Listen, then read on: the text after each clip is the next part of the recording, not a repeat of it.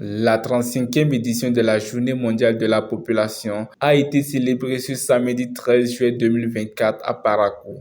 Placée sous le thème « Exploiter le pouvoir des données inclusives pour un avenir résilient et équitable pour tous » et lancée par le ministre d'État Abdoulaye Biotchane, elle a connu entre autres la présence des ministres Sam Seydou Adambi et Kouaro Yves Chabi.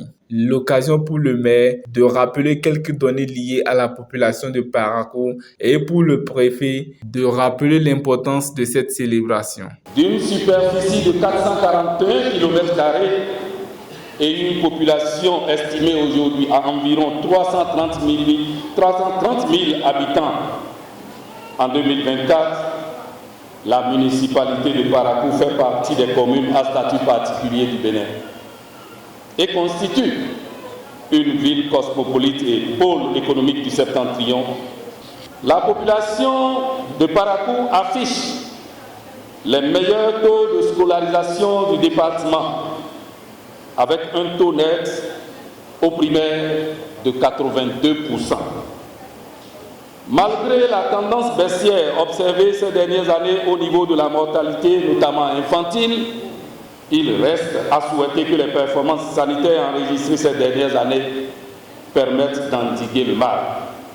La célébration de la Journée mondiale de la population est une occasion pour informer le public sur les implications de cet accroissement démographique et la nécessité de mener des actions subséquentes.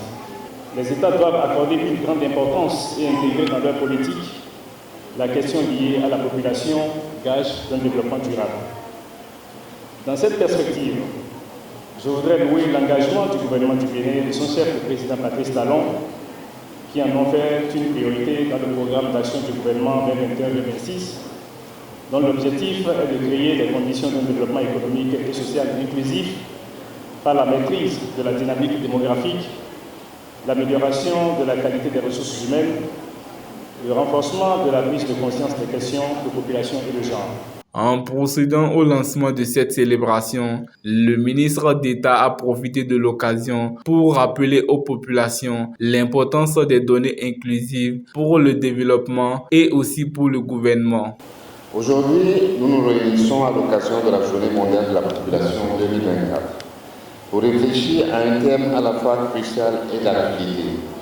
Ce thème résonne profondément alors que nous naviguons dans un monde de plus en plus interconnecté, mais confronté à des défis complexes qui nécessitent des solutions précises et inclusives. Les données inclusives ne sont pas seulement une question de chiffres et de statistiques. Il s'agit de capturer les diverses réalités de nos communautés, de garantir que chaque voix soit entendue et que chaque besoin soit compris afin que nul ne soit laissé de côté. Qui détient l'information détient le pouvoir, dit-on. En effet, les données précises et fiables sont essentielles pour des décisions efficaces et des actions pertinentes. Et notre gouvernement, depuis 2016, a fait de la production des données fiables et crédibles son cheval de bataille. Les actions de l'édition engagées par le gouvernement depuis quelques semaines sont basées sur cela et en sont aussi une illustration. Présente à la cérémonie, la coordinatrice résidente du système des Nations Unies, quant à elle, est revenue sur le bien fondé de cette journée. Dr Nathalie Kanem, directrice exécutive du Fonds des Nations Unies pour la population, nous rappelle que la Journée mondiale 2024 est l'occasion de se demander qui n'est toujours pas compté et pourquoi, et ce que cela coûte aux individus, aux sociétés et à nos efforts mondiaux pour ne laisser personne de côté.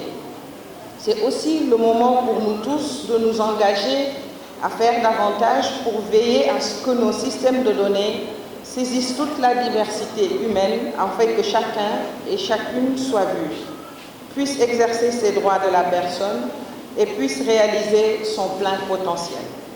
Pour que l'humanité progresse, il faut compter les gens, où qu'ils soient et qui qu'ils soient, dans toute leur diversité. La cérémonie a été clôturée par, d'une part, la remise officielle de la monographie de Parakou au maire et au profit du Borgou, et d'autre part, par la remise de matériel au groupement de femmes. Pour finir, les autorités ont visité la foire qui se déroule à la place Tabera à l'occasion de cette célébration.